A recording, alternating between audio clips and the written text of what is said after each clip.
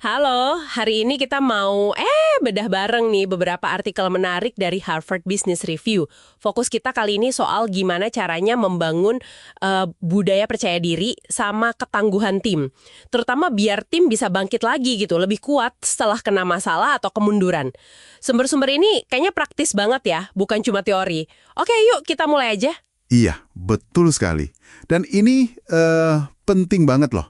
Karena kan di lingkungan kerja sekarang yang kompleks, penuh tekanan, kemampuan tim, juga individu ya, buat tetap pede dan tangguh, resilient lah istilahnya, itu udah bukan nice to have lagi, tapi udah jadi must have, keharusan. Kita akan lihat nih, riset-risetnya ngomong apa soal ini. Gimana cara bangunnya? Oke, menarik nih. Salah satu temuan awal katanya resiliensi atau ketangguhan itu ternyata bisa dipelajari loh. Jadi bukan murni bakat atau sifat bawaan aja gitu. Riset jangka panjang kayak yang dilakukan Valiant itu nunjukin orang bisa kok jadi lebih tangguh seiring waktu. Yang seru, cara hadapi masalah gede sama stres kecil harian itu beda pendekatannya. Oh gitu ya? Gimana tuh bedanya? Kalau masalah besar, kadang kita perlu cara-cara kognitif gitu, sadar menantang pikiran negatif kita. Tapi kalau gangguan kecil sehari-hari, ini lebih ke melatih ulang respon otak kita aja. Masuk akal. Dan ini nyambung ke konsep penarik yang Anda sebut tadi ya, bricolage. Itu kan intinya kemampuan buat improvisasi ya. Pakai apa aja yang ada pas lagi susah. Iya, persis. Contohnya keren tuh yang UPS setelah badai Andrew itu. Gimana mereka bisa langsung jalan lagi besoknya, padahal kondisi hancur lebur. Kuncinya kan para pengemudinya dikasih keleluasaan buat cari jalan sendiri. Improvisasi di lapangan. Nah, itu contoh resiliensi organisasi yang nyata banget ya. Nah, ngomongin melatih otak, ini nih peran mindfulness atau kesadaran penuh jadi penting banget. Sumbernya menyoroti dasar neurologisnya kan. Katanya kecenderungan kita buat cepat pulih, atau malah kejebak kecawa itu ada hubungannya sama aktivitas di otak depan. Korteks prefrontal ya, yang kiri sama kanan itu. Betul, aktivitas di kiri katanya berhubungan sama pemulihan lebih cepat. Kalau kanan, lebih ke stres atau kecewa. Persis.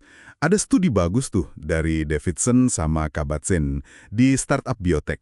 Mereka nemuin kalau latihan mindfulness, cuma sekitar 30 menit sehari, selama 8 minggu, itu beneran bisa geser aktivitas otak karyawan.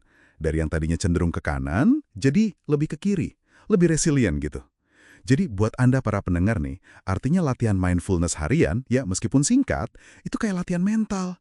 Bukan berarti jadi kebal stres ya, tapi Anda melatih cara respon tekanan itu dan pulihnya lebih efektif. Oke, selain melatih otak pakai mindfulness, ngelola dunia batin kita juga penting banget nih buat bangun pede yang kuat. Di sini masuk konsep emotional agility, kelincahan emosional. Ini bukan soal nahan emosi negatif ya, tapi lebih ke kemampuan buat sadar sama pikiran dan perasaan sulit. Kayak contoh si Cynthia yang kejebak rasa bersalah, atau Jeffrey yang meledak marah, itu. Tapi nggak sampai terpancing atau dikendalikan sama emosi itu. Nah, kunci dari kelincahan emosional ini, seperti yang ditekankan sumbernya, adalah mengenali dan pegang teguh nilai-nilai inti atau values pribadi Anda. Waktu Anda tahu apa yang paling penting buat Anda, integritas mungkin, atau keberanian, kepedulian, nilai ini jadi kayak kompas internal gitu pas lagi hadapi pilihan sulit atau emosi yang naik turun. Ini bantu Anda bikin keputusan yang sejalan sama diri Anda, bukan cuma reaksi sesaat. Dan keputusan yang berdasar nilai ini yang menumbuhkan rasa percaya diri dari dalam, yang otentik. Tentu, melatih diri sendiri itu penting ya. Tapi, lingkungan kerja gimana? Ternyata ini juga punya peran gede buat numbuhin PD dan resiliensi tim. Sumbernya ngenalin konsep thriving atau berkembang di tempat kerja. Iya, thriving. Ini bukan cuma puas kerja ya, tapi kombinasi antara semangat, vitalitas gitu, sama terus belajar. Dan katanya ini nular loh di tim. Wah, bagus dong kalau nular. Terus gimana cara ciptain lingkungan kayak gitu? Nah, ada 4 cara kunci nih yang disebutin. Pertama, kasih orang keleluasaan buat ambil keputusan soal kerjaan mereka. Ini ngasih rasa kontrol, sekaligus kesempatan belajar dari pengalaman langsung kan? Kedua, bagi informasi secara terbuka. Kayak contoh di Zingerman itu, open book management. Semua orang jadi tahu kondisi perusahaan, jadi merasa kontribusi mereka tuh berarti. Oke, keleluasaan, transparansi informasi, terus apa lagi? Ketiga, penting banget nih, minimalisir perilaku nggak sopan atau incivility. Sekecil apapun. Kenapa? Karena rasa nggak aman atau diremehin itu nyedot energi mental tim. Yang seharusnya bisa dipakai buat fokus, belajar, berani ambil resiko ya? Persis. Padahal itu semua kunci buat bangkit dari tantangan. Dan yang keempat, kasih umpan balik kinerja. Secara teratur dan cepat. Nah, umpan balik ini nyambung ke progress principle ya, soal kemenangan kecil itu. Betul sekali. Mengakui dan merayakan kemajuan-kemajuan kecil, small wins, itu dampaknya gede banget ke semangat, motivasi, persepsi tim. Ini bangun momentum dan PD kolektif.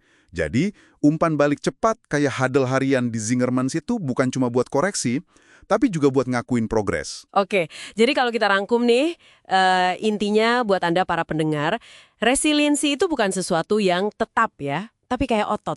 Bisa dilatih, salah satunya lewat mindfulness. Terus, percaya diri yang beneran, itu tumbuhnya dari dalam, waktu tindakan kita nyambung sama nilai-nilai kita. Dan ini diperkuat sama lingkungan kerja yang emang sengaja dirancang buat dukung orang berkembang. Caranya, yaitu tadi, kasih otonomi, transparansi, jaga kesopanan, dan yang penting juga, rayakan tiap langkah maju, sekecil apapun. Ini jadi ninggalin satu pertanyaan buat direnungkan ya. Dari semua wawasan ini, langkah kecil apa nih? Mungkin coba meditasi singkat 5 menit besok pagi, atau secara sadar luangin waktu di rapat tim nanti buat apresiasi satu aja, kemajuan spesifik tim. Langkah kecil apa yang bisa Anda mulai terapkan minggu ini buat mulai bangun fondasi resiliensi dan kepercayaan diri yang lebih kuat, baik buat diri sendiri maupun untuk tim Anda? Coba dipikirkan ya.